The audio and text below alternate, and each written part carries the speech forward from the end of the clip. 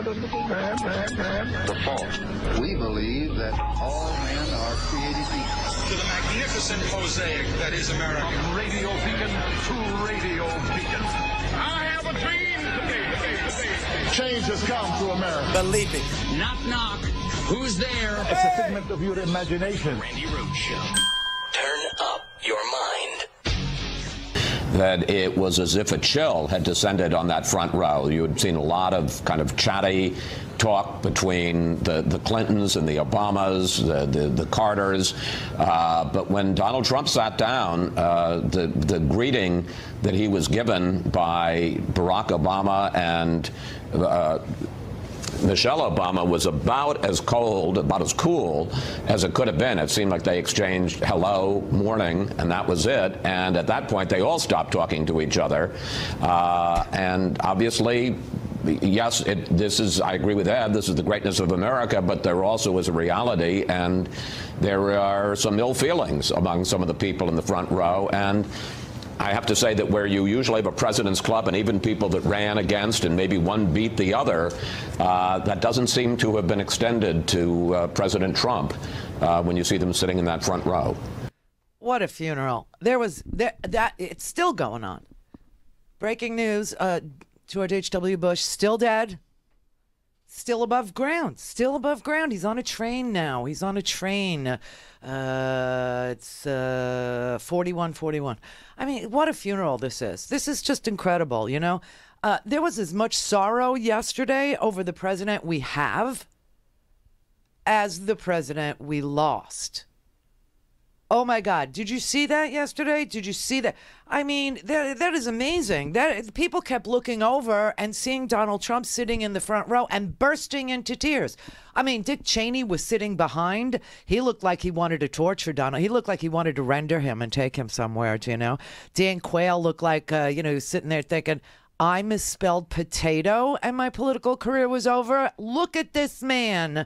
He couldn't look more awkward here if he were wearing clown shoes and a beanie. Do you know? And my political career was ruined. Mine, you know.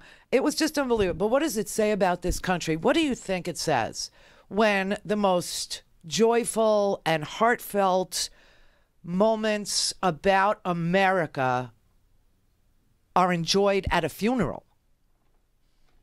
Do you know what I'm saying? I mean, it was just like, I couldn't believe, you know, I tweeted out, I waited. I wanted to be respectful, and I was waiting for, you know, HW to be below ground before I had any comment.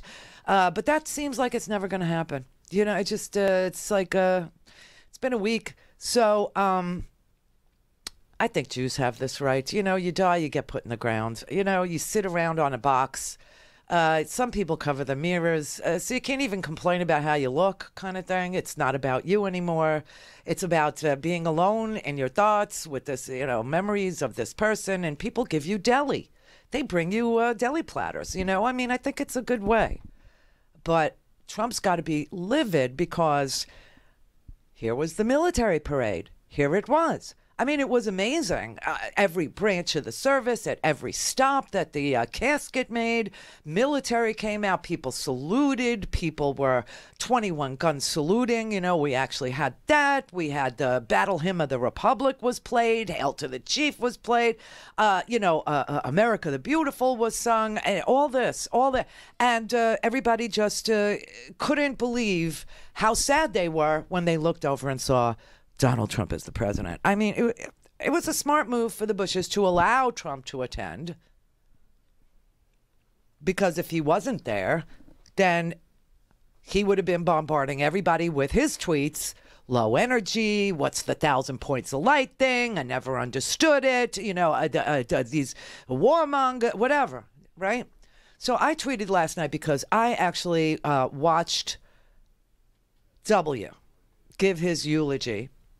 And I have to tell you, well, I don't have to tell you, know me.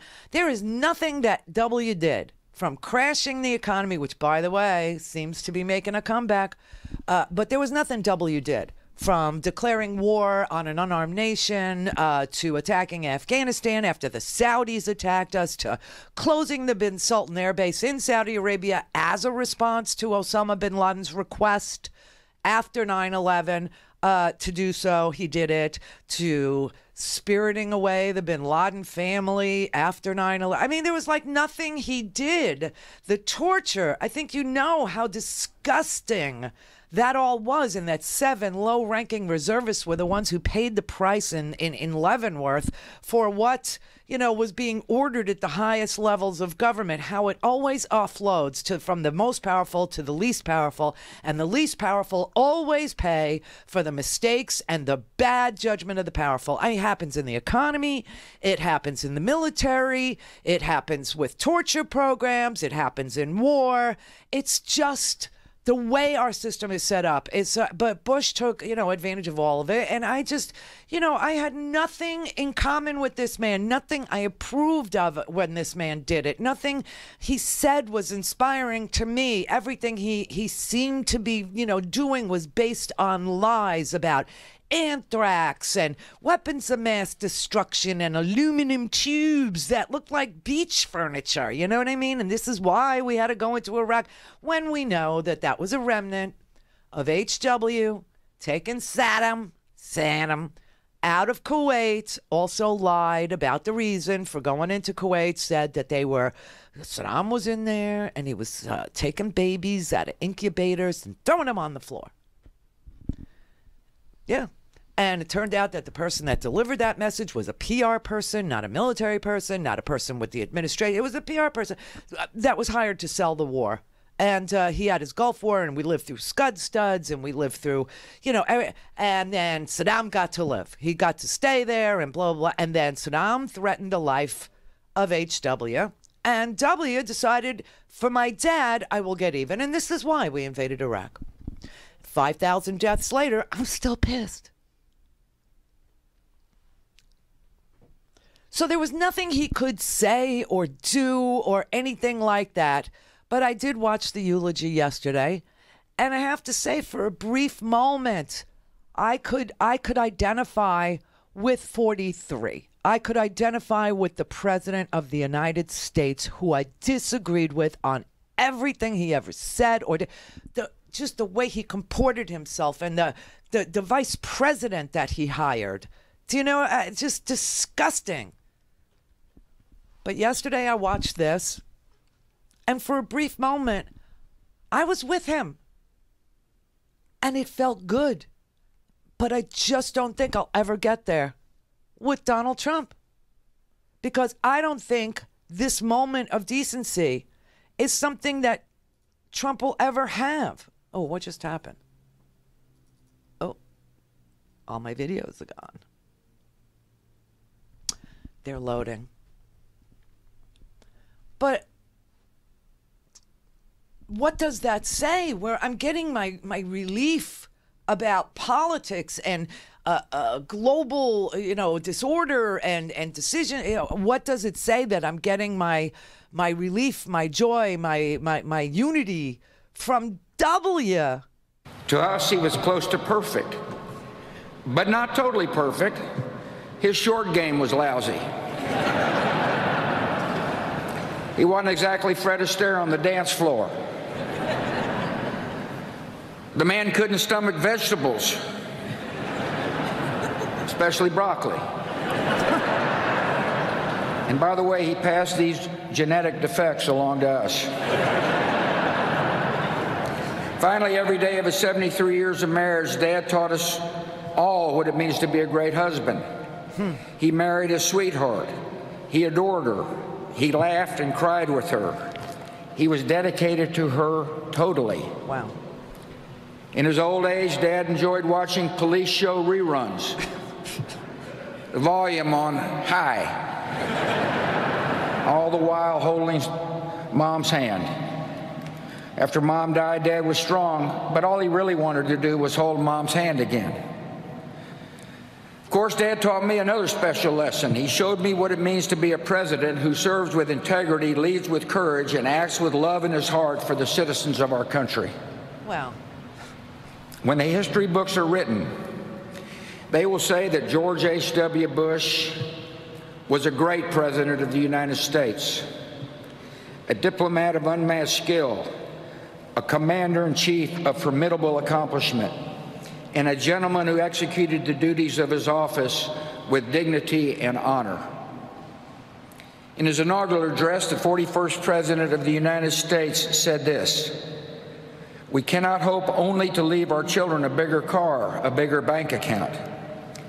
We must hope to give them a sense of what it means to be a loyal friend, a loving parent, a citizen who leaves his home, his neighborhood, and town better than he found it."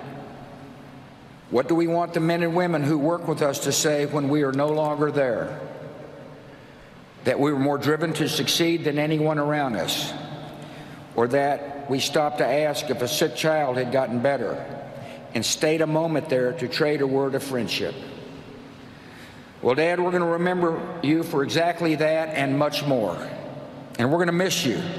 Your decency, sincerity, and kind soul will stay with us forever. So through our tears, let us know the blessings of knowing and loving you, a great and noble man, the best father a son or daughter could have. And in our grief, let us smile knowing that Dad is hugging Robin and holding Mom's hand again. That really made me cry. I'm crying now. It just, you know what it is, I think. I don't know. Maybe it makes me think of the greatest generation. My dad was one of those, and they're all gone, you know. We just don't have that kind of greatest generation memories or the dignity or the idea that the weakest person among you needs to be brought up by you if you're stronger than they are. Because the weakest among you can get you killed, and so it becomes your job to bring somebody who is not functioning, you know, as well as they could to their potential. I don't know what it is. I mean, my dad would have been 92 this year, and, you know, HW was 94. We're losing this generation of men, and the idea that what we have now, I mean, this president that sat there, you know, they got to, you know, the Apostles' Creed. That is the cornerstone of the Christian religion. That is the one prayer I can say with you halfway through, and then I have to drop out, you know, because you get to the point where he rose again, and, you know, I'm still waiting. Just got to say, that's the diff. That's the big whole diff. You know, for this I must be hated by Richard Spencer and his ilk, but you know, I know it. And then when they got to that very cornerstone of the Christian religion, available for you in your program, for those of you who don't, you know, subscribe. Only Trump stood there like he was in some weird voodoo ritual. He seemed more comfortable with the Saudi Arabian sword dance, where he chose to go on his first state visit, than he did in a Christian funeral. It was just so weird. And of course, Trump capped off the day by tweeting out that he was the best and had a 50% approval rating. All things Randi at RandiRhodes.com. Go for launch. Speaking truth to power, the Randi Rhodes Show. The other thing that they're following here, what investors are following, is the arrest of the CFO of the company, Huawei. This is a Chinese telecommunications firm. She was arrested in Canada at the behest of the United States. Huawei is a company that does business around the world, but not in the United States. These negotiations, as you know, Hallie, are predicated on the fact that there is good faith. There is this personal agreement, personal relationship between President Xi and President Trump. This could diminish that, and that's something investors are clearly worried about today, Hallie. David Gura there on the floor of the stock exchange. David, thank you. So, Kristen, David teed you up there to talk about how this relates back to the White House. And yes, listen, this is some like economic weedsy stuff, right, Kristen? Talking about what's going on in the markets as it relates to Huawei, a company that a lot of Americans may not have even heard about until just recently. But this is important as it relates to the bigger picture with Donald Trump and trade. Well, and it points to potential increasing tensions between these two countries as they try to come to agreement over a trade deal. David mentioned that big dinner in Argentina over the weekend at the G20 summit, Hallie. And of course, I don't have to tell you because you were there. But the two leaders came away basically with an agreement to keep talking and to hold off on new tariffs until they could get a broader deal on a whole range of different topics, everything from intellectual property to trade barriers and tariff barriers. So a lot of thorny and very difficult issues to work through, and there's not a whole lot of confidence that they'll be able to do that. And one of the concerns, if you talk to economists, is that the markets have been responding to that uncertainty, to the fact that it's not clear what each side has agreed to, and it's not even clear what the timeline looks like. The president saying, look, it's 90 days, and the clock started once we had that dinner, and that dinner wrapped. Thank you for checking out our... You're welcome. So honestly, the stock market is tanking. Donald Trump says he doesn't give a rat's ass about debt. And at the behest of the U.S. government, Canada is going to, they have arrested and will extradite Meng Wanzhou, who is the CFO of and the daughter of Ren Zhengfei, the founder of a Chinese telecom group called, Huawei or Huawei or whatever. And the reason why the United States, the president of the United States, had this woman arrested and now wants her delivered to us is for these trade negotiations. This is real mob crap. This is real serious crap. The charge against her is, well, this goes to the Iran deal, right? The Iranian deal that we had with Iran that the whole world signed on to. Well, America only us, pulled out of the Iran deal. The rest of the world is still involved in the Iran deal because the rest of the world has common sense and realizes that a nuclear Iran is not a great idea and that trading with Iran probably is, considering the petrol states are Russia and Saudi. But the United States pulled out, and this particular company was selling to Iran as a Chinese company. That's fine, because China did not pull out of the Iran deal. However, the president of the United States and, Bolton, who is dying for a war. See, this goes back to the whole neocon Bush years thing, right? The neoconservatives who want war more than life itself. They live on the blood of the youth. They're like vampires, man. 19-year-old blood is really what they need to feed. Talk about the Walking Dead. But Bolton is part of that crowd. And Bolton wants war with Iran.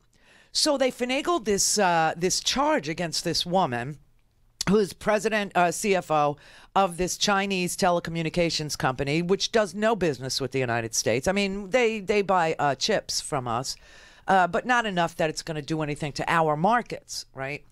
So they said she's selling phones to Iran, and there's some American parts in those phones, like microchips, and that violates the sanctions we have on Iran. And that's why they're so. What is the end game here? To piss off Xi, to say I want this woman back, and so I'm going to give you everything you ever wanted. We're going to buy soybeans, and your farmers are going to be happy. And really, this is real mob crap. This is real. You know what? Mueller's investigation, I swear to God, it's a RICO thing. You could see it, you could smell it, you could taste it. You know what it is. You can just imagine. Just like when the mob, when you're prosecuting the mob, you find a low-level guy, and what do? You make him wear a wire. I'm telling you, Flynn wore a wire. I would almost bet the farm on that fact. I can't wait to know. Tomorrow's going to be just unbelievable. Tomorrow we get the Cohn sentencing agreement and we get the Manafort sentencing agreement, and James Comey is going up to the House to testify in private, but he will be allowed to talk to the press as soon as he's done, and the transcripts of whatever he said should be made public. Knowing them, they'll redact. so that they could get ahead of it, whatever. You know, they'll say, oh, it's national security, and they want, so that they can have a weekend to spin it on Fox News, one vowel movement away from Fox News, which is what they do to it. I mean, it's just so unbelievable. This is so amazing. So now we're being told that the economy is crashing because of the arrest of this woman, which is total garbage. Total garbage. I told you on Wednesday, I think, was it Wednesday? No, Tuesday. The economy, the stock market was tanking because it had been discovered by people whose life is run by information. You know, when you invest, when you're an investor, when you're a stock trader, when you're a somebody that, deals with bond markets, whatever. Information is the coin of the realm. It should be this way for every American, but specifically for those people, information is everything. It is the coin of the realm. It is how prices are set. It is how bonds are traded. It is how stocks are traded. It is everything to investors. And they found out that Donald Trump was lying about an agreement he said he had struck with President Xi of China. And the stock market plummeted on that news that it was a lie, that nothing had been agreed to in Buenos Aires, that all that they decided to do was postpone the 25% tariffs for 90 days while Donald Trump gets to watch the stock market crash. And it did as soon as everybody saw that it was a lie, that what Donald Trump was saying, that he had entered into this great deal and blah, blah. And Larry Kudlow was on TV, and even Fox News was asking Larry Kudlow, so what are the details? Because the president already announced it. Oh, well, nothing's been signed. Bam, stock market crashes, right? And this trade war of his is only part of it, but it's exacerbating it. Maggie Haberman was on television, I guess on Tuesday, talking about how reality is catching up to him. Now, it seems like he can lie to, the Trump pansies. He can lie to his base. He can lie at these rallies. He can lie about this candidate or that candidate. He could lie about voter fraud. He could lie about immigrants. He could lie and say, oh, they're bad people, bad people. He could lie about it. But you can't lie about the stock market. And that's what he did.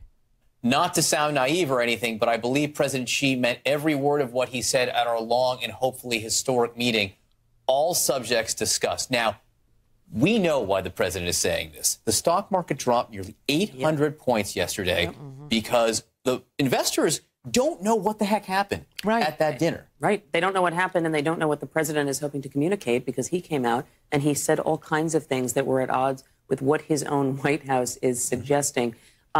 The president has a very long history of conflating a legal problem, a policy problem, with a PR problem. And so he is running out trying to spin this with different statements as if that is the only thing that has meaning. Markets like consistency. Markets do not like when things are all over the place. He is very fortunate that the markets are closed today, because I cannot imagine what that would be like again for another series of hours. But I think this is so interesting, because we often hear President Trump say one thing and the next day say something else, and nothing shakes the base. But the fact that investors said, wait a second, we don't understand what came out of this G20. There's an actual metric that can measure their confusion. And an actual consequence, right? And we are used to Donald Trump living a fairly consequence-free existence. To your point, he has changed the rules in terms of what at least for himself. Whether we go back for future presidents is a different question. But he has shown no consequences to his actions.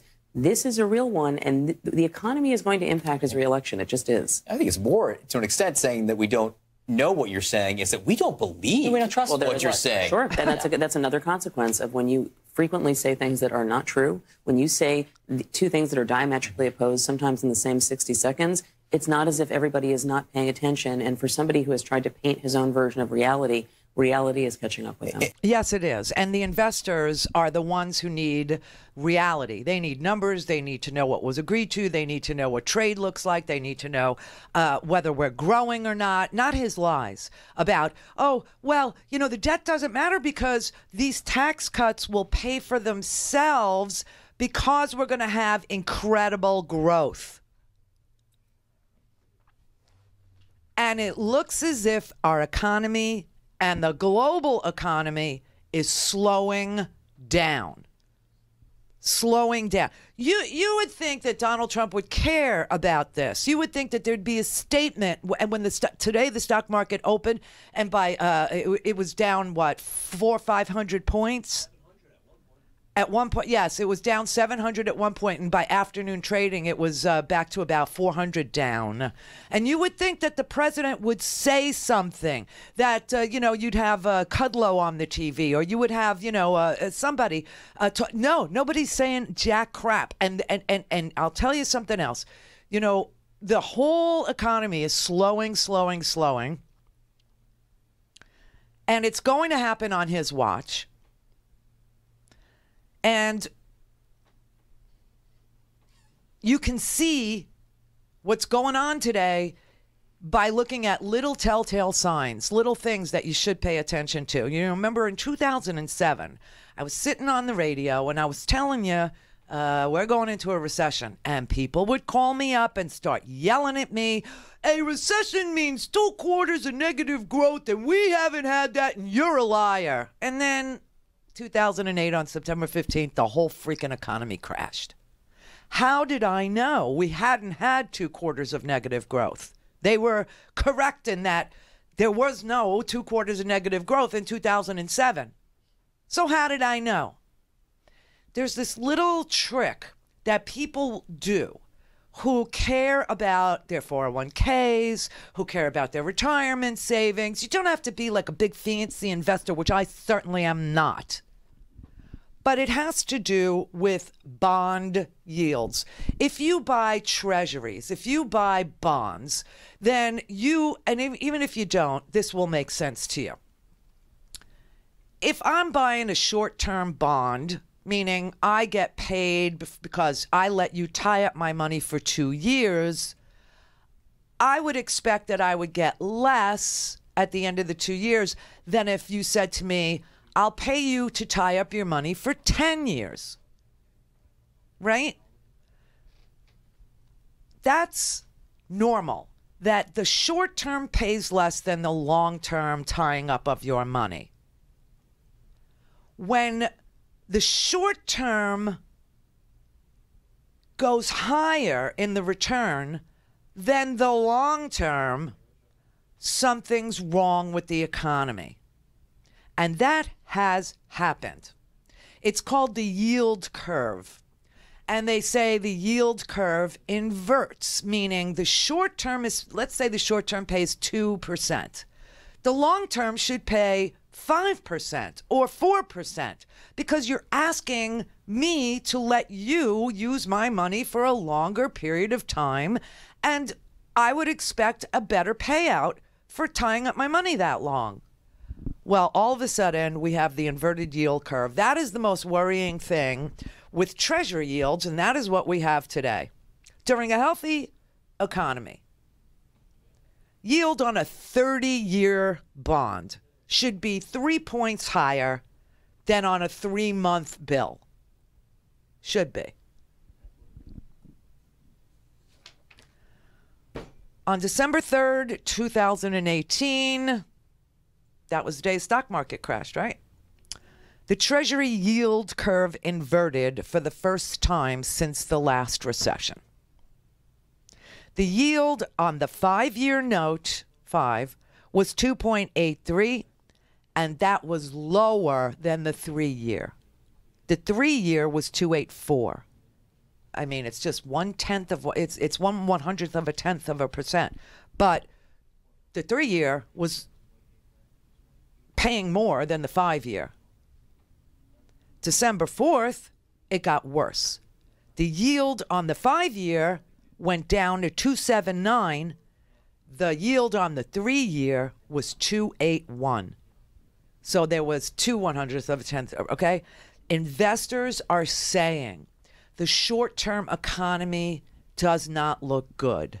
The longer-term economy, because we have boom and bust in this country constantly, they're saying the longer term looks better than the short term. They think that the recession, that a recession typically lasts 18 months, and so they would like a higher return on something that's going to come due in 2 years. And they're avoiding treasuries that come due in less than 2 years. And so the demand for treasuries that last longer than 2 years is up. It could be temporary. We don't know. And I'm going to tell you right now, a president doesn't really control the economy the way that, Trump thinks he does. And he keeps pointing to the stock market as evidence that he controls the economy. Well, this is the worst stock market we've seen in a really long time. And then the treasury yields are inverted, meaning the longer term is paying less than the shorter term because the shorter term is a riskier thing because people who know money or who invest money or at least are willing to gamble with their money believe that the short-term economy is not looking great. Longer term, they have faith that we'll rebound, but short term, they think that the growth is slowing. They think the trade wars are terrible.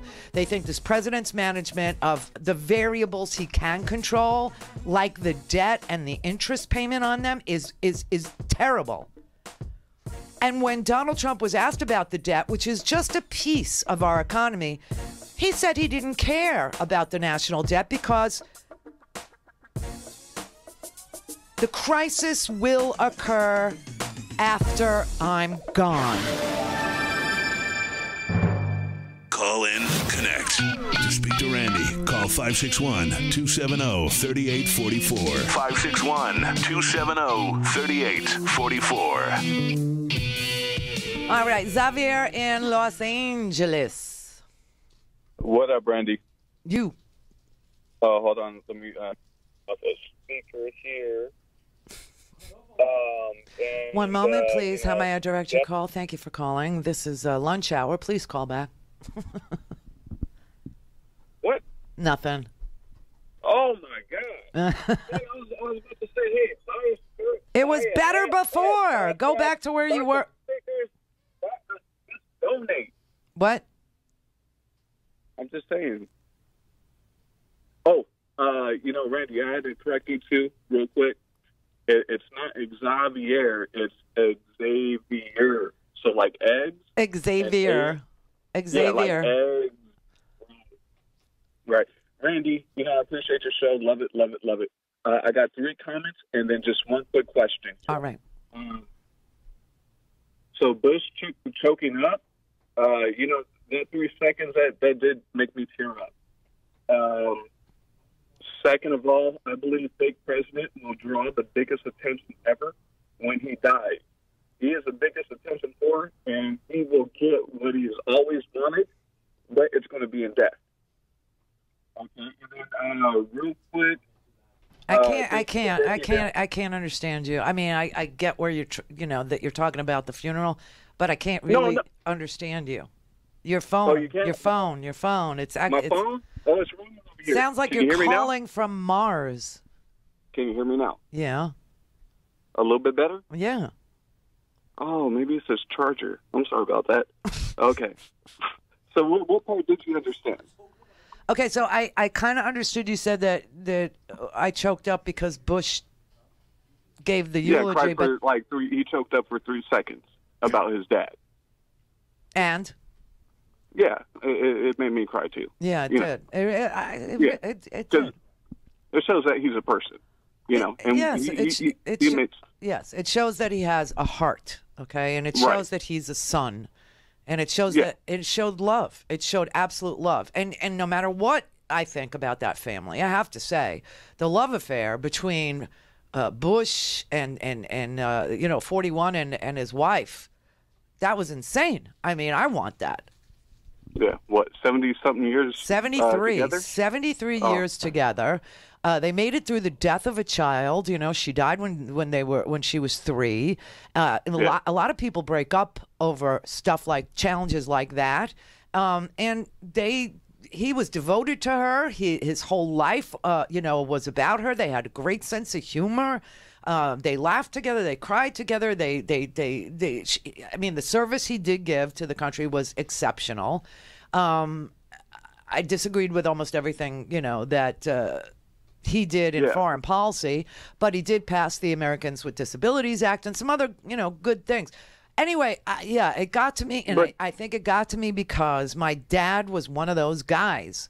that fought in that war, and they're all dying. We're losing that generation of Republican. There is no such thing as a moderate Republican anymore.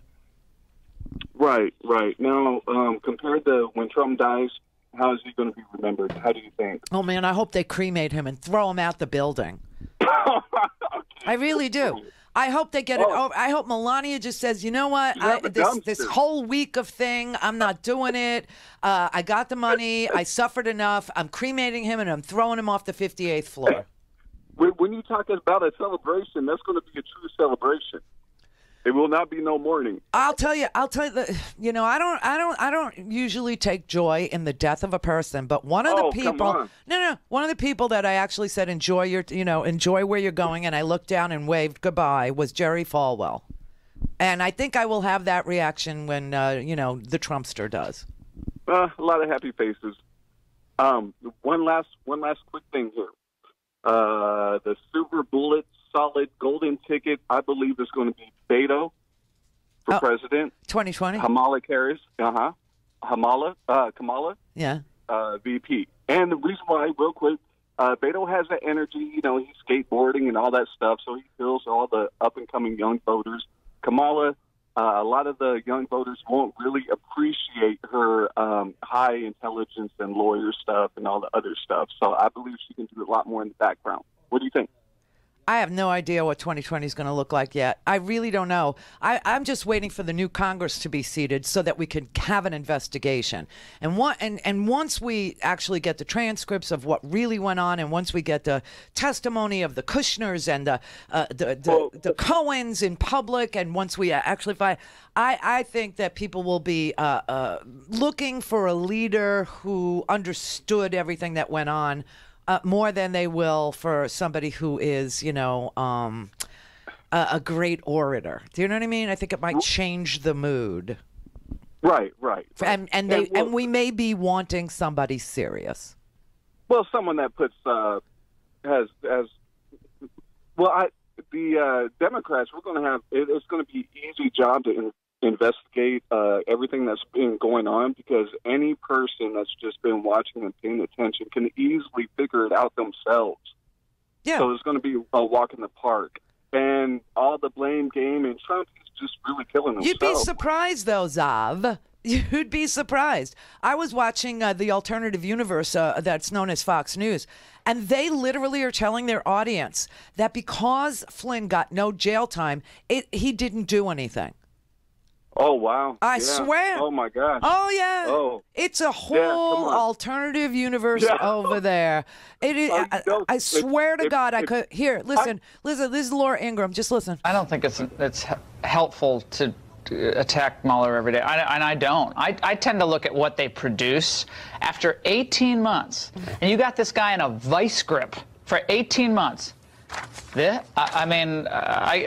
those redactions are really like knock your socks off, maybe they will be. I don't think they are. I don't either. I think this is a big zero. I think this Mueller thing and what they did to Flynn is disgusting.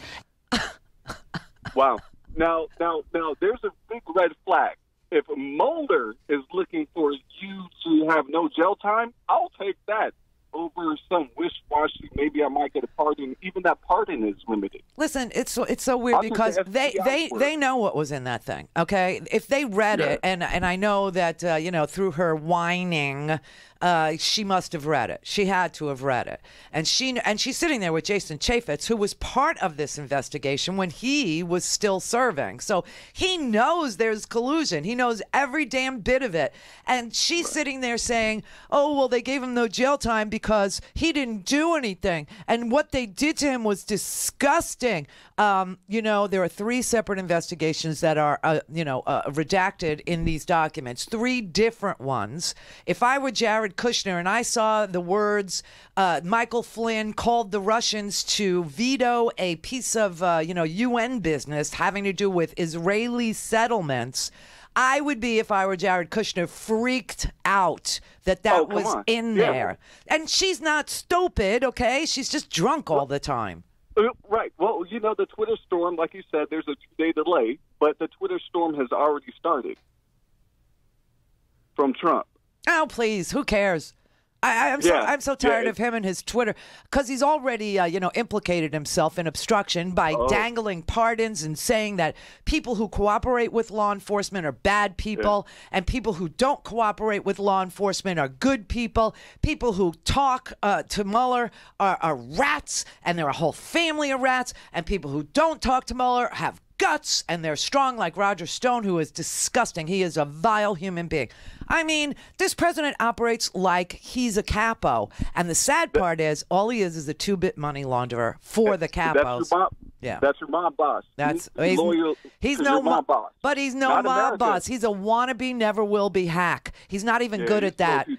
He's not even good at that. He could have gotten away with all this money laundering. He really could have, had he not thrown his hat into the ring and become president, number one. And number two, had he not fired Comey. If he didn't fire Comey and Flynn would have been prosecuted, whatever, Donald Trump would have gotten away with every damn bit of what he did. But he's a moron. Raymond in Virginia. What's going on, Randy? You. Yeah, whatever. You know what I'm saying? I've been loving your show. Your show is informative. But, I just want to come out and say, man, I've been reading this book called The United Independent Compensatory Costs and Concept by Neely Fuller Jr. about counter-racism. And I just want to challenge you on some of the problems I have with your show when it comes to talking about these issues of voting problems, all these inequalities in the money system. You got to understand where all this comes from.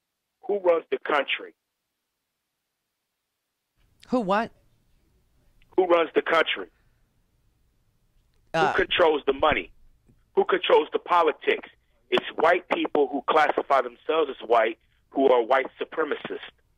Well, that's who run the country. Well, Republicans have had the majority for. No. It's not Republicans. It's Democrats too. When the Democrats, last ran things, we saw the economy expand. We saw 22 million new jobs created. We saw the debt get paid off. We saw a lot of good stuff. But we haven't been in charge of things for a really long time. I don't think people realize that, we lost we lose the House in 2004. We didn't get it back until 2008. Then we lost it again in 11. It went to Republican. We lost the white supremacists, right? Yeah, but it's the party of the Republicans. They are white supremacists. They don't trust people. They don't like people. They don't believe that we can self-govern. They never did.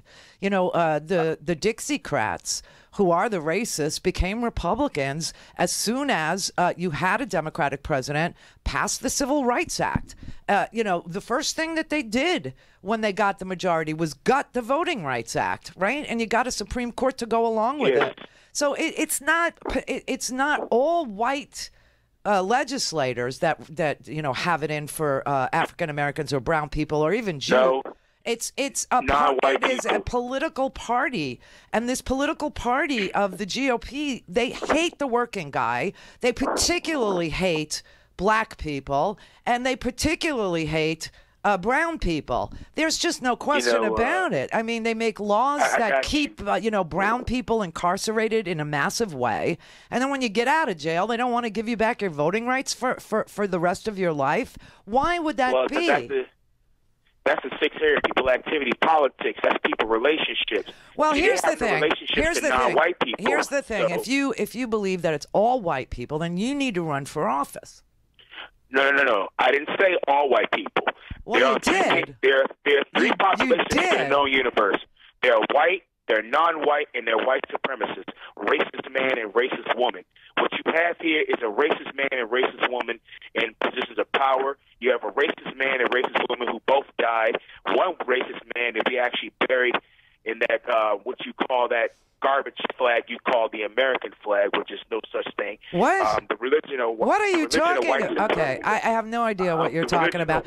Apparently, you read a book, and this suddenly makes you an expert on the racial inequality in this country. I would suggest to you that you keep reading things.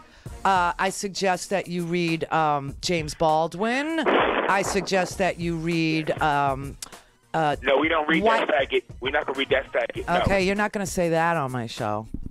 because then you're the bigot. Then you're the one with the issues about others. You just defeated everything you say you stand for. You just showed your entire, you told me nothing, but you showed me everything. Keep reading. Keep trying to understand who and what is keeping ordinary people from being able to self-govern and run for office. Or at least vote, because I got a funny feeling you don't do that either. And stay on that fence when it comes to voting so that you know that deep in Dixie, you still can't vote. North Carolina, we're going to have a redo in North Carolina because you still can't vote. Why? Because Republicans are so few and far between these days. They literally have worn out their welcome with their racism and their bigotry and their hatred and their lack of care for the forgotten man. That they are a dying breed. The party doesn't even exist anymore. Only 26% of Americans identify as Republicans. And all they know how to do anymore to keep power is cheat and steal it, which is what is going on in Wisconsin and North Carolina. So if you want to have a conversation about things like that, you could prove a point, and that point would be that people without power are not favored to do any governing in this country. That would be the argument. But don't use the F word. A second woman says she was paid to collect absentee ballots without knowing that it is illegal. Plus, a major call from top Democratic leaders to refuse to seat Mark Harris in Congress, leaving you without representation while this investigation unfolds. And sitting Congressman Robert Pittenger weighing in for the first time about his interactions with the man at the center of this investigation. Channel 9 has led the way on this investigation for the past week. And now we have team coverage to break down exactly what these new developments mean for you. In case you've missed our investigations this week, let's get you caught up. The State Elections Board has refused to declare Mark Harris the winner of the District 9 election. The investigation all centers around a man named McCrae Dowless, who lives in Bladen County. Witnesses tell Channel 9 that he hired them to collect absentee ballots, which is illegal, and that he was working for the Mark Harris campaign. Our political reporter Joe Bruno is in Bladen County. And today he spoke to a woman who said Dallas told her to push undecided voters toward Mark Harris. Joe? Even though she says Dallas told her to do that, she says she never did. One thing Dallas didn't tell her, though, is that everything she was doing is illegal. A second person is confirming to me they were paid by McCrae Dallas to pick up absentee ballots. Her name is Cheryl Kinlaw. She has known Dallas for a while and decided to work with him to pick up some extra cash for Christmas. I feel bad now that I know that it wasn't legal, but I did at the time I didn't know. Kinlaw is friends with Ginger Eason. Yesterday, she told me she was hired by Dallas to do the same thing. I discovered them after a source provided me with photocopies of 159 absentee ballot envelopes. Kinlaw and Eason signed as witnesses for the people whose ballots they picked up. Like Eason, Kinlaw didn't mail the ballots. She gave them to Dallas. I don't know what happened to him after that. I know there was stacks of them on his desk. So this is election fraud that was perpetrated by Republicans through a Republican law firm called Red Dome that was paid by this candidate who is a preacher, no less. A preacher of God's word, a guy who says that women must be subservient to their husbands, not because their husbands want them to be, but because God does. And then if you don't submit to your husband, you are pissing off God. This is Mark Harris. That's who he is. He's a man of the cloth and a Republican. And of course, what he did was he paid this group, Red Dome, $428,000. It's a political consulting firm. The Harris campaign paid them, and then they hired this ex-felon who apparently, has perjured himself and was involved in insurance fraud schemes, but is also a very well-known political operative in North Carolina who violates the law on behalf of Republican candidates. And what he was doing was he was collecting unfilled out or, absentee ballots from people and disposing of them. Now we find that there have been maybe 2,000 absentee ballots that were destroyed. This election was decided by 905 votes. There is a story today about how this guy, McCrae Dowless, his real name's Leslie, how he was going around this county finding very poor people, finding pillheads. Seriously. Finding all kinds of pillheads and giving them stacks of cash to go ahead and steal elderly black voters' absentee ballots. And that is what he did. And now we got the situation here where Fox News, who was screaming about election fraud, brown people were going to illegally vote. Why? That's why the Democrats are so pro-immigrant, because the caravan will come in and immediately they will go and cast a ballot. But mysteriously, Fox News has been silent on this story about election and voter fraud, real fraud, having to do with North Carolina's absentee ballots. This is serious federal election tampering. This is a very big case. And it clearly shows the hypocrisy of the Republicans when they scream and yell and shout from the heavens about brown people illegally voting. And of course, listen, the last caller, he sounded to me like he's very young and he has a little bit of information about an author's viewpoint. This kid needs to keep reading. He needs to understand the world around him, and he needs to stop being a bigot. You can't be bigoted against others and be clear-eyed about what bigotry is and how to end it. So you really ought to watch your mouth before your brain catches up. That's all I'm saying. Yes, there's a legitimate problem in this country. No question about it. North Carolina is one of the most virulent, racist states when it comes to voting. The gerrymandering, the gutting of the Voting Rights Act. North Carolina used to have to get pre-clearance from the federal government before they could do anything different than they were doing with regard to closing polling places or changing early voting days or, absentee ballots or anything like that. Now they don't, because Scalia said that racism is over. And he said that in 2013. And ever since 2013, the last 5 years, we have seen all kinds of old Jim Crow crap rear its ugly little racist head in the Deep South. And that's because they don't have to go to the feds anymore and tell them what they're doing.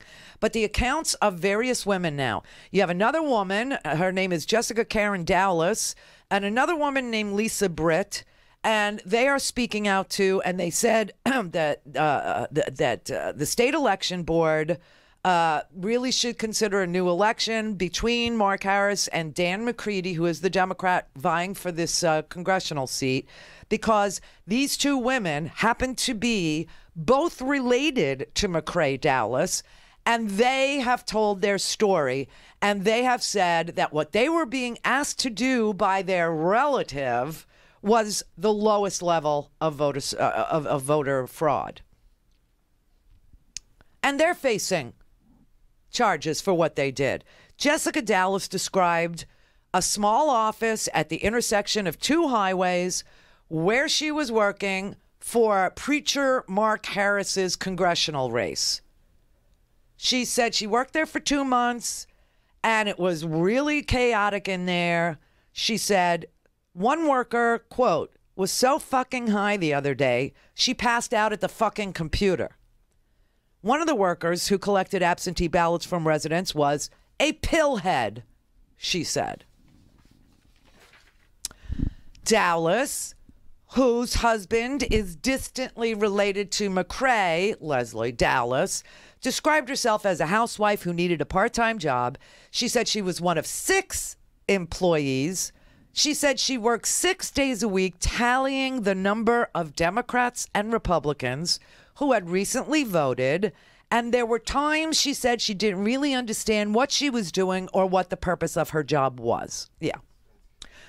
Whatever happened to ignorance of the law is no excuse. I don't know. But she did say that the campaign workers delivered sealed absentee ballots from the homes of people who requested them to McCrae Dallas's office, even though North Carolina law forbids third parties from handling or touching those ballots. She said she spent her time tracking the number of ballots that were sent to the County Board of Elections. Oh my God, did you just say the Board of Elections? Yes, I did. The Board of Elections was actually receiving these.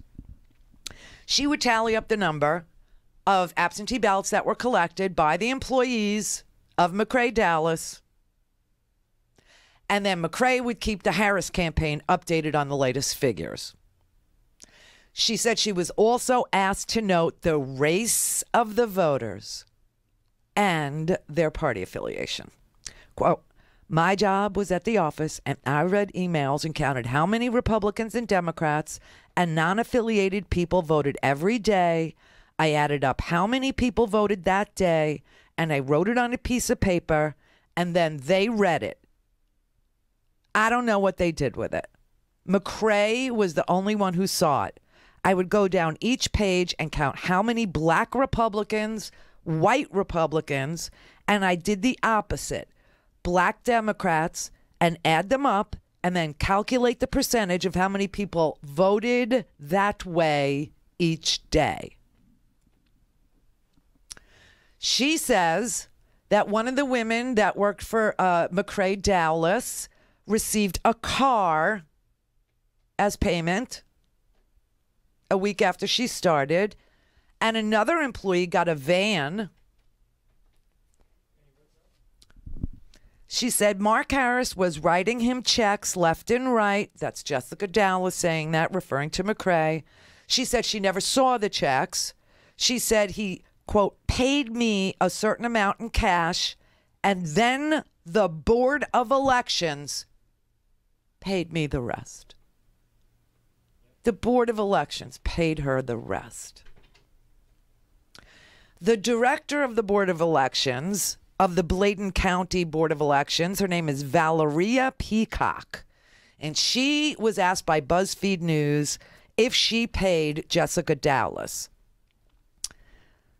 She said she has 3 full-time employees and one part-time employee, and she hires about 50 to 60 people to work at 17 polling precincts, and the Board of Elections doesn't pay people who work for outside groups.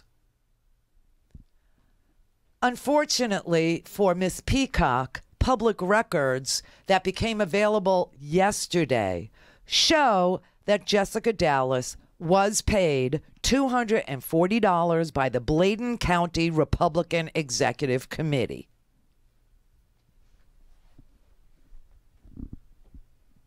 Red Dome, which is this political consulting firm that organized all this, was paid $428,000 by preacher Mark Harris to do this so he could go ahead and be a congressman. But Jessica Dallas said of McCrae Dallas, quote, he had wads and wads of cash. Lisa Britt, who is the other woman mentioned in this BuzzFeed article, she is McCrae Dallas's stepdaughter. And she told BuzzFeed that she started working for McCrae Dallas at the end of July or beginning of August. Quote, I'd never worked for him before. I was on payroll just like everybody else. She said McCrae Dallas was in charge of the pay and no one else. And her mother, Sandra Dallas, who is McCrae's ex-wife, she said they were paid in cash. Britt and Jessica paint very different pictures of the work McCrae's team was doing. Jessica says her work was confined to the office and that he was paying women to go out and collect absentee ballots from people who requested them, which is illegal. McCrae's workers, quote, would come to your house. They would get you to fill out an absentee ballot. or they would get you to fill out a request for an absentee ballot. That ballot would be sent to your house. Then they would go back and they would pick it up, fill it out, seal it, and find 2 witnesses. Some people in this office witnessed 40, 60 sealing of the ballots, okay?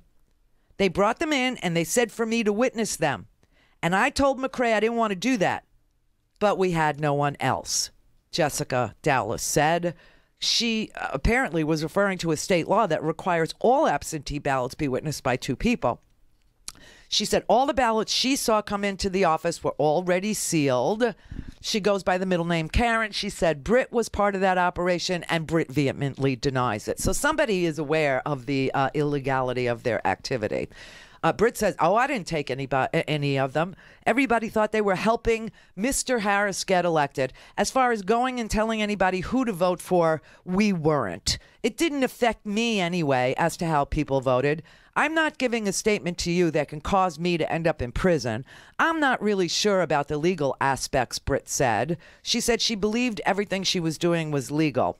Jessica, on the other hand, said she personally dropped absentee ballots off at the Board of Elections. She said she dropped off 185 to the Board of Elections on October 15th. I was there to do what I was told. The same records show that McCrae Dallas dropped off 592 absentee ballot applications out of the 1,300 requests.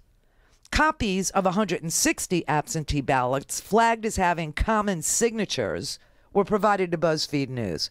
And they show that a handful of people were serving as witnesses on absentee ballots dozens and dozens of times. Some of them would sign as witnesses to all these ballots 40 times.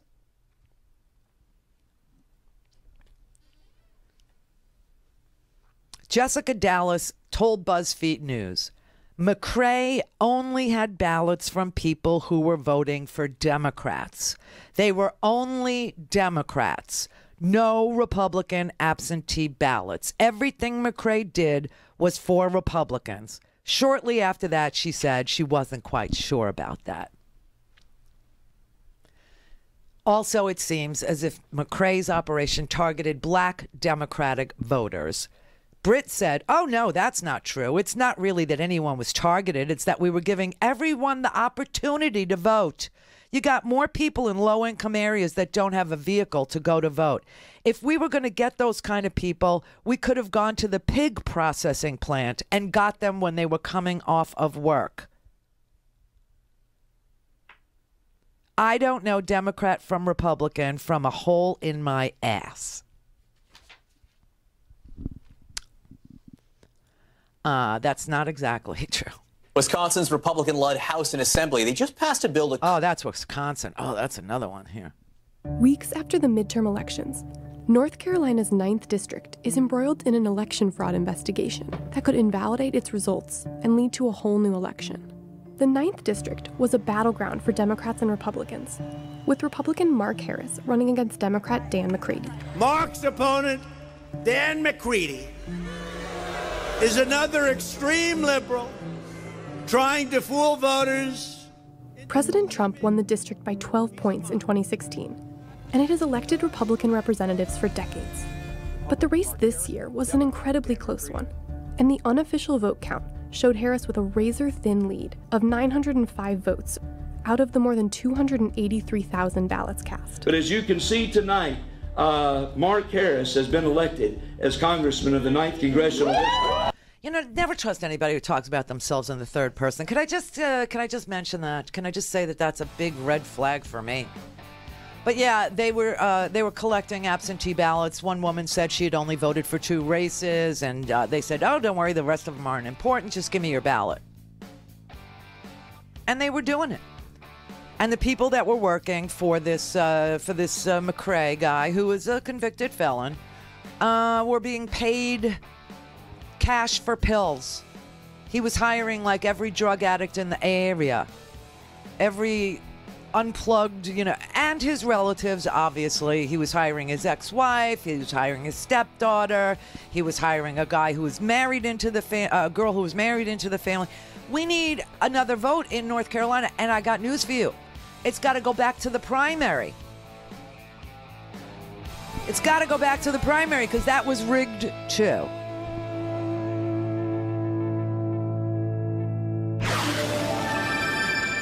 The Randi Rhodes Show is live on RandiRhodes.com and the free Progressive Voices app for Android and iOS. Visit the App Store or ProgressiveVoices.com now. All right, so this now just came out. This is Dan McCready, the guy who was robbed blind by McCrae Dowless for Mark Harris, the preacher who cheated in North Carolina.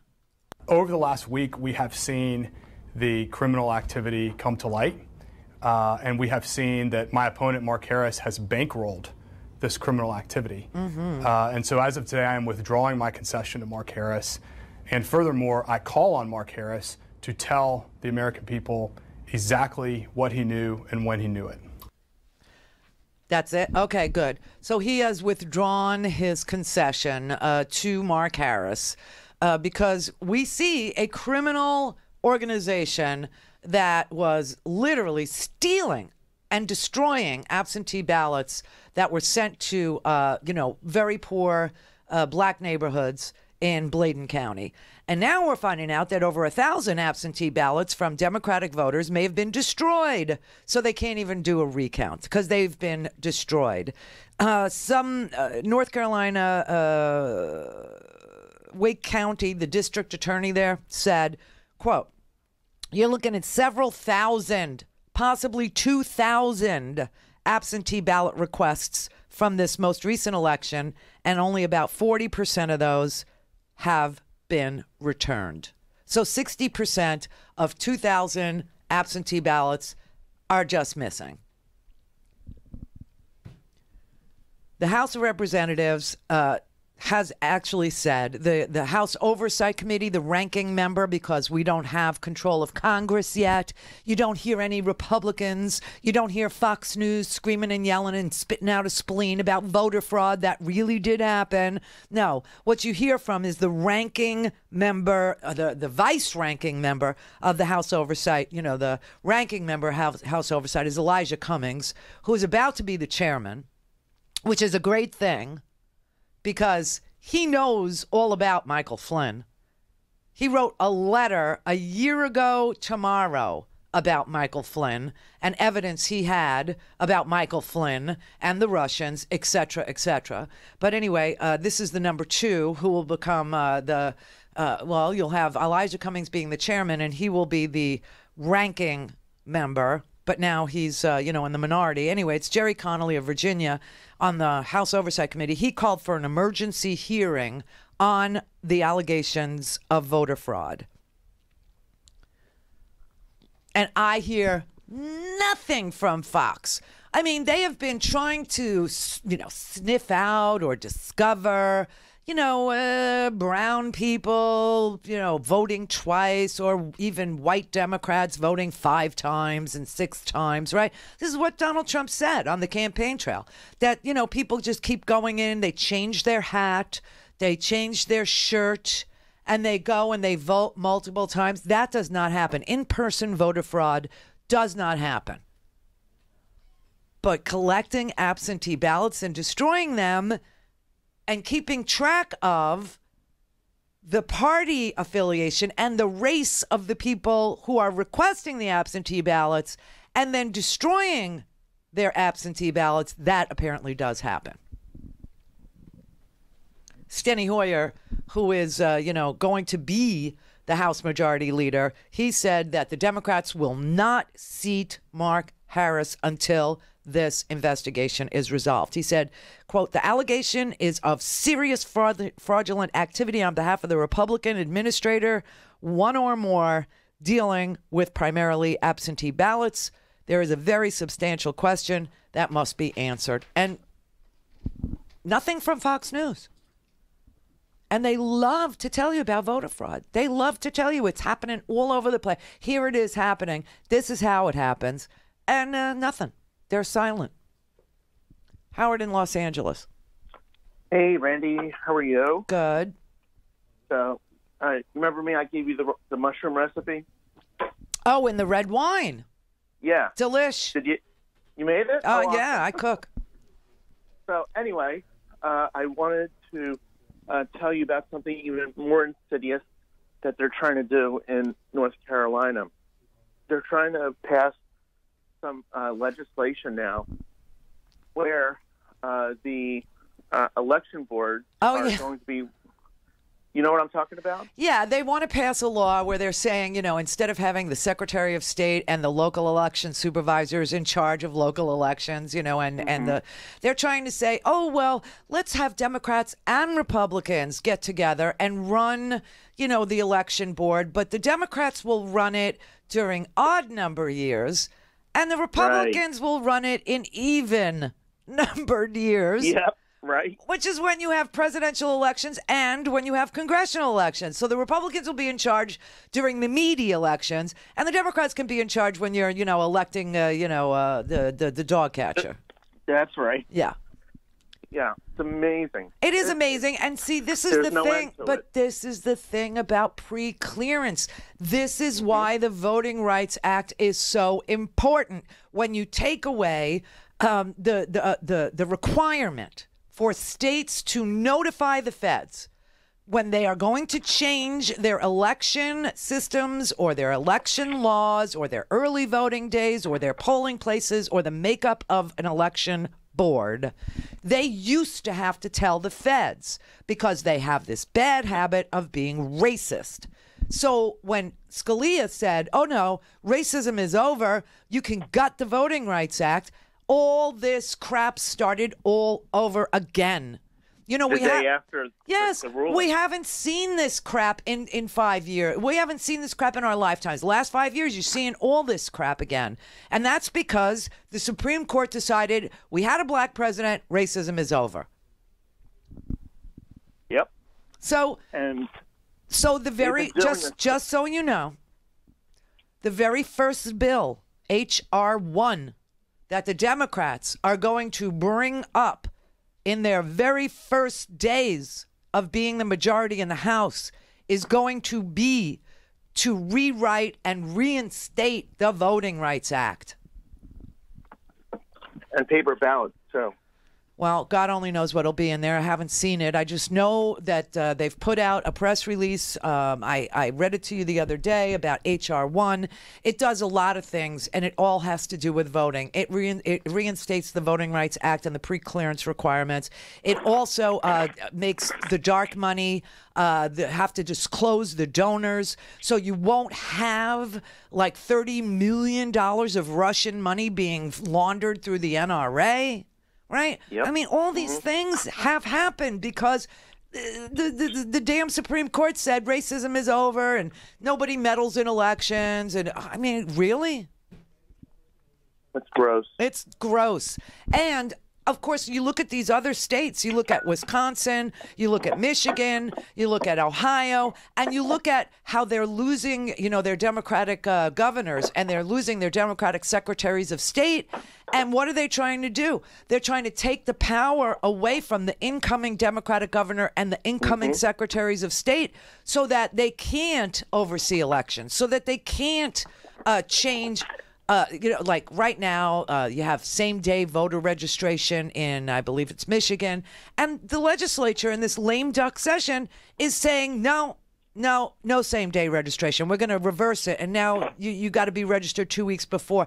And the governor would come in, and the governor would, say, no, I want to revote. I want same day. And they would take the power away from him to do so. Yep. Yeah. That's it's because they are a dying breed. And the only way that they can win anymore is cheat. They can gerrymander. They can change the rules. They can cheat and steal the ballots. They can take the power away from secretaries of state to oversee elections. They can take stuff off ballots and vote for it in the legislature. and then in the lame duck session say, oh, we didn't really mean to raise the minimum wage, so now we're going to undo it. Do you see what I mean? I mean, this is what happened in Michigan, okay? Michigan had an increase in the minimum wage that was on the ballot. The Republicans said, no, we'll pass it. Take it off the ballot. So they passed it, and it wasn't on the ballot. And now they're undoing it because it was a piece of legislation that they passed. So now they're undoing that legislation that they passed, and of course it wasn't on the ballot. And if it had been on the ballot, they wouldn't be able to change it. This is the Randi Rhodes Show. To speak with Randi, dial 561-270-3844. That's 561-270-3844. It was about a year ago when Michael Flynn took a plea and decided to cooperate with the Mueller probe.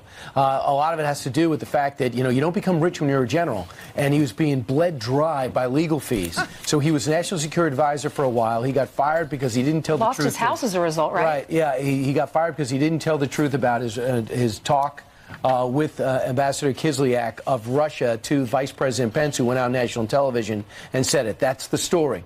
Now we find out more of the story. When Robert Mueller, after dealing with 19 separate interviews with Lieutenant General Michael Flynn, has decided to recommend no jail time. He was only looking at 6 months max, but he recommended no jail time because of this. Well, I'm confused. I thought he's the guy who met with the Russian ambassador. He's the guy who it sounded like was all involved in collusion, and yet the very basis of this whole Mueller investigation has been figure out how the Trump administration, if they colluded with the Russians.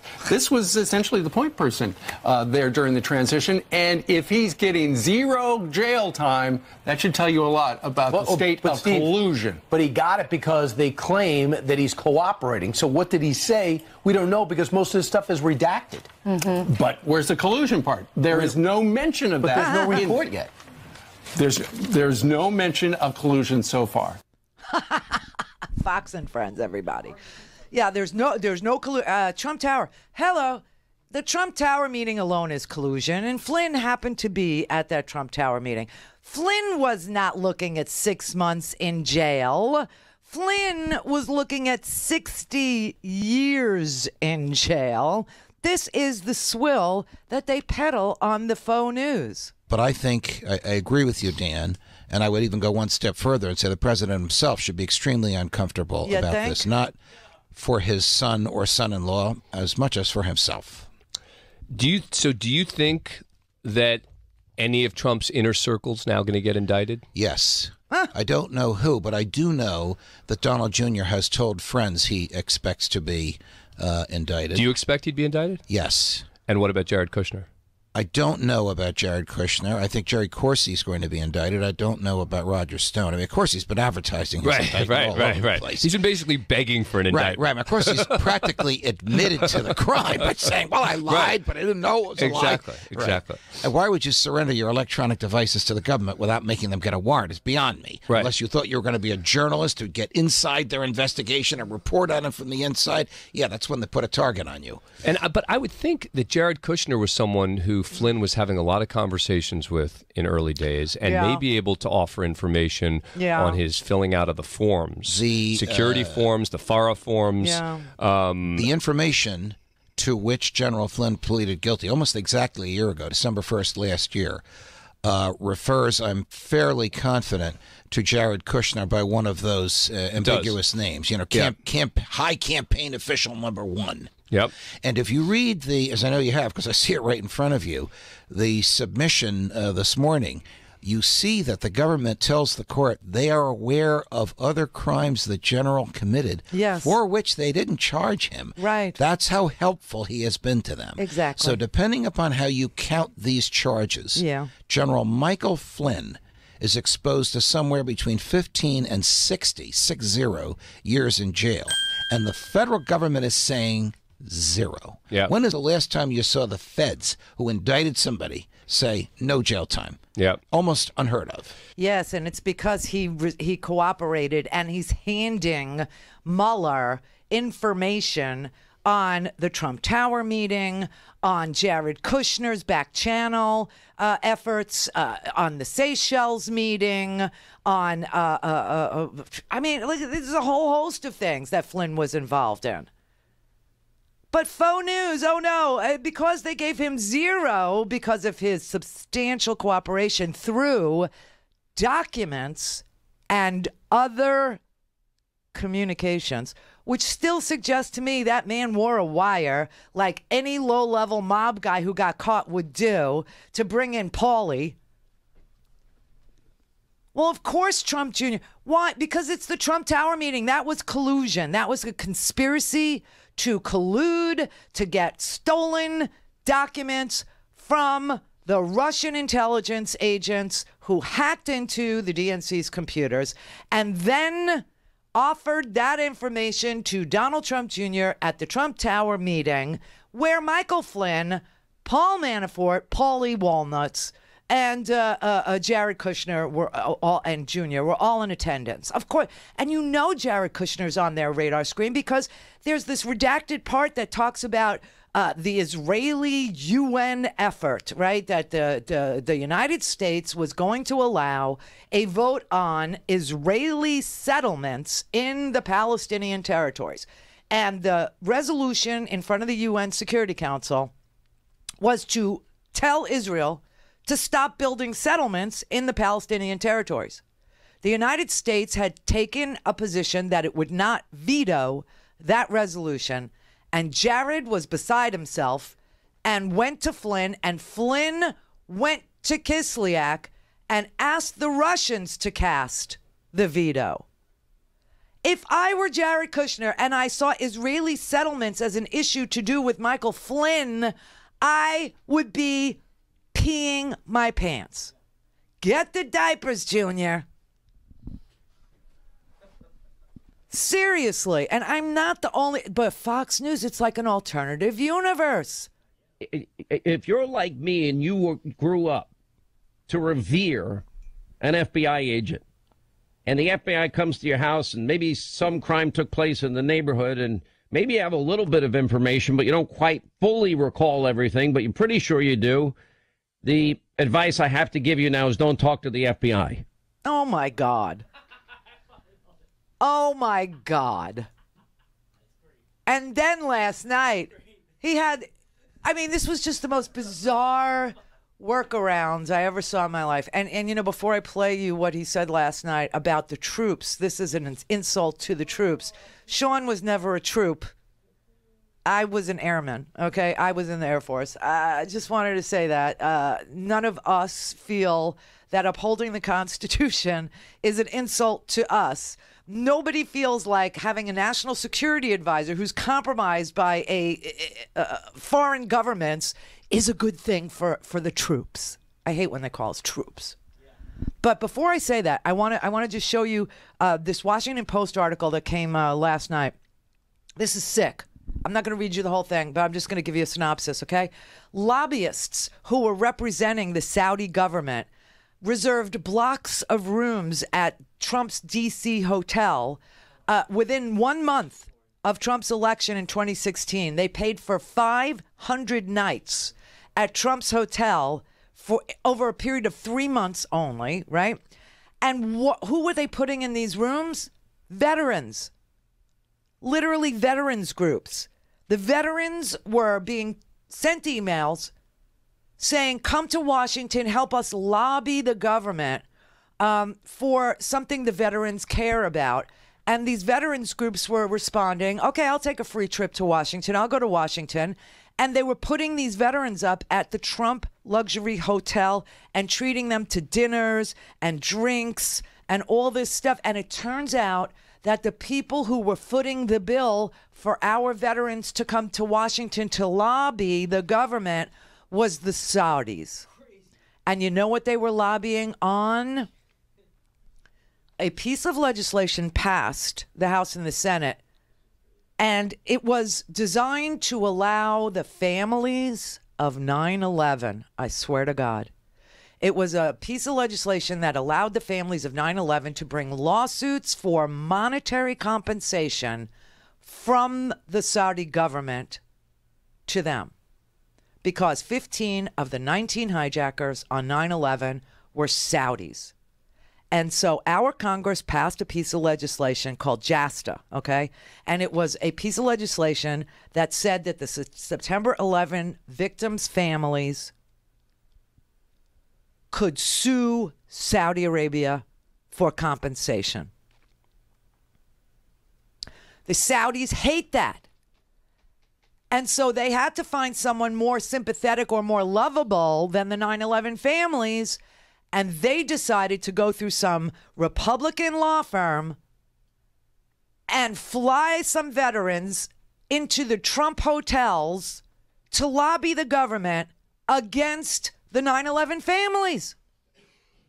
Well, the veterans found out, and they were livid. They were like, what are you... We didn't know the Saudis were paying for these. Well, the Saudis paid $270,000 to the Trump Organization to use our veterans as lobbyists for the Saudi government. I mean, that is just wretched. And now the vets, they now know. Some of the veterans who stayed at the Trump Hotel said they were kept in the dark about the Saudis' role in the trips. And now they wonder if they were used twice over, not just to deliver someone else's message to Congress, but also to deliver business to the Trump Organization. Henry Garcia, a Navy veteran from San Antonio who went on 3 trips to the Trump Hotel, said, "It all made sense in the world when we found out that the Saudis had paid for it." The Washington firm that paid for it, that took the Saudi money and put it into the Trump Hotel, is called Corvus MSL Group. They have long represented the Saudi government in the United States, and they paid for the veterans' fly-in trips. It was 6 trips. And the veterans groups grew larger and larger, and they said they had no idea. And they feel so disgusted that they were used as pawns for the Saudi government. Some of them said to battle one of America's most revered groups, the September 11th families, they recruited allies from another revered group, the veterans.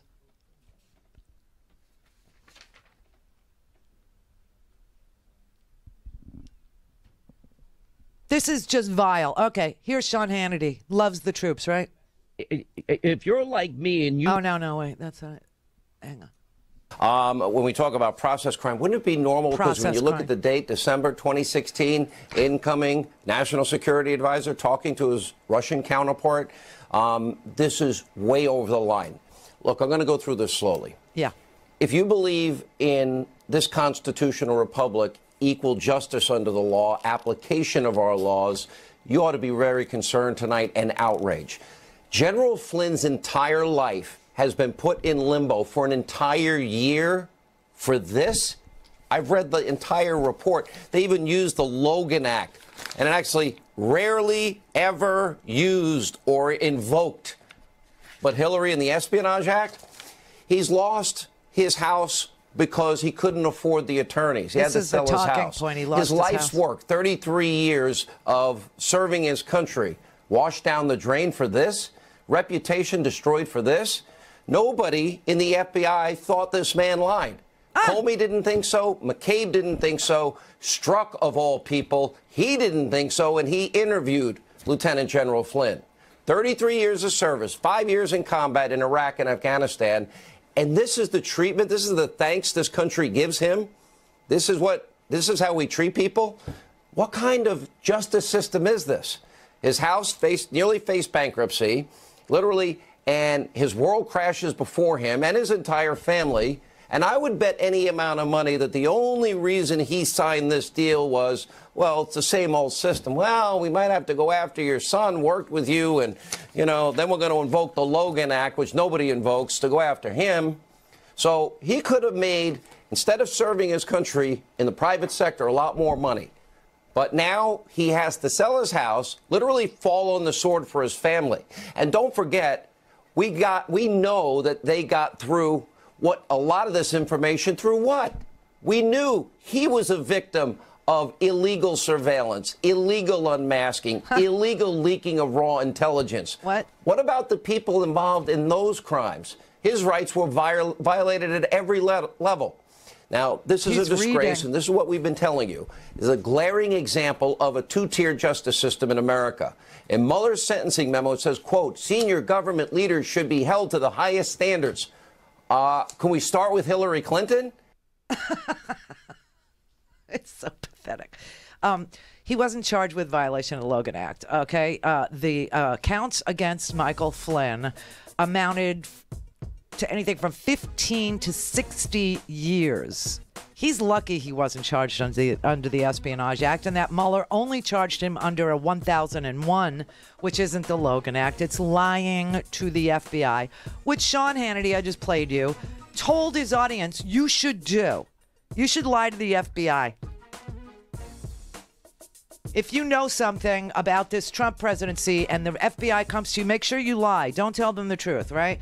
Now, all of a sudden, it's an insult to the troops because, listen, General Flynn was the director of national intelligence, and he was fired by Barack Obama in 2004.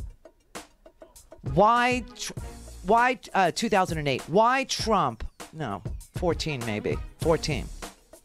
But why Trump would pick him, snatch him out of the fired bin and make him our national security advisor after we saw photos of him sitting at the table with Vladimir Putin and receiving checks for that appearance in Moscow, sitting next to Vladimir Putin. Gee, I wonder what made Flynn so appealing to Donald Trump after all that. No, I would bet the farm that Flynn wore a wire. And remember, the FBI, Comey sent the FBI to talk to Flynn 4 days into the Trump administration, 24th of January. Trump was sworn in on the 20th. By the 24th, they had talked to Flynn. By the 26th, Sally Yates had warned the White House, Flynn is compromised. They just make this crap up. Yes, they just make it up. It's an insult to the troops. He lost his house. He also was a Russian asset. Jesus.